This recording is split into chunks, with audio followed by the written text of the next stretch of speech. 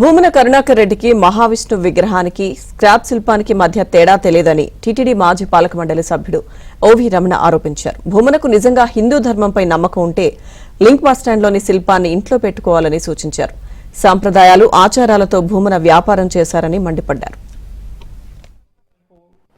వీటన్నిటికీ కరుణాకర్ చెప్పిన వాటికి ఇదే సమాధానం. నువ్వు 25 సంవత్సరాలుగా పడిపోయిన అక్కడ విగ్రహాన్ని గురించి మాట్లాడుతున్నావు. నువ్వు విగ్రహం కాదు, స్క్రాప్. శిల్పం చెక్కేటప్పుడులో చాలా స్క్రాప్ వస్తుంది, కొన్ని కాళ్ళు పోతాయి, కొన్ని మోహం సరిగ్గా రాదు, కొన్ని తలలో.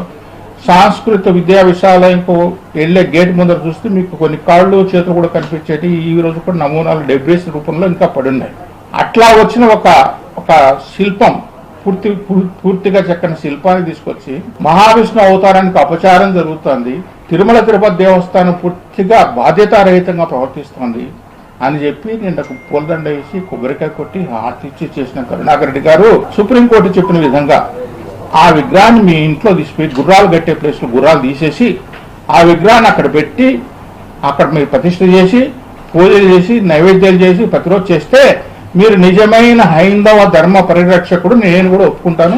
శభాష్ కరుణాకర్ రెడ్డి గారు అని చెప్పండి. ఎందుకంటే మీరు నిన్న ఎక్కడో ఒక స్టేట్మెంట్ ఇచ్చారు, నాకు రాజకీయాలు ముఖ్యం కాదు, హైందవ ధర్మ పరిరక్షణే ముఖ్యం, నేను రాజకీయాల గురించి నాకు అవసరమే లేదు. అంత హైందవ ధర్మ పరిరక్షణ చిత్తశుద్ధి కలిగిన మీరు ఆ విగ్రహాన్ని తీసుకెళ్లి సుప్రీంకోర్టు చెప్పిన విధంగా మీ ఇంట్లో పెట్టుకొని అక్కడ నిత్య కైంకర్యాలను చేయాల్సిందిగా కోరుతున్నాను.